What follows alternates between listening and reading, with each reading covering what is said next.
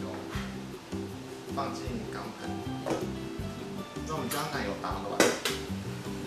那等到奶油打到差不多均匀的时候，我们就可以把糖粉加进来，先稍微拌一下，把糖粉跟奶油拌到看不到粉的状态，我们就可以开始进行打它。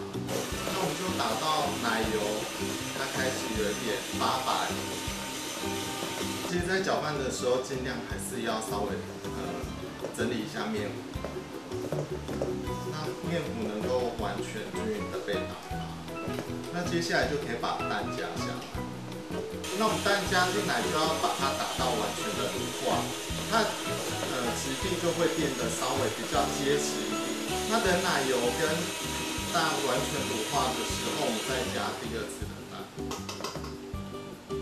打到它完全乳化的状态，我们就可以把粉性的材料全部下来。那我们下的有乳酪粉，然后还有杏仁粉，然后低筋面粉，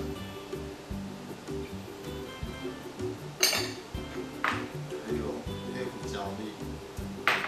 那我们一样还是先用手将它拌到整个看不到粉状。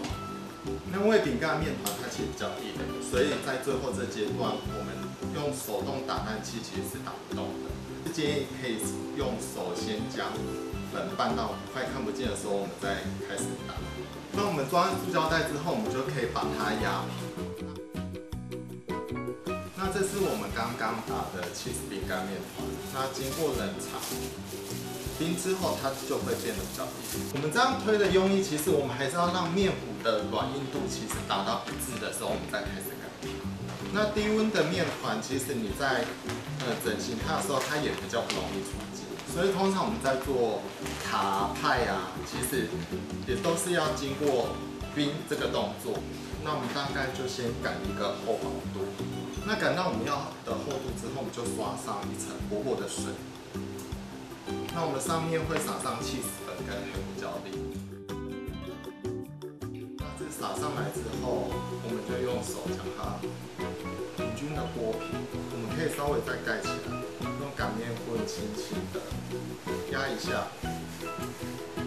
那我们就可以再把它放进冰箱冷藏。那这是刚我们整形好的cheese面团，那我们就把它切成长条状。那我们就将它平均摆放在口台上。那我们这还是以170度起，那大概烤15分钟。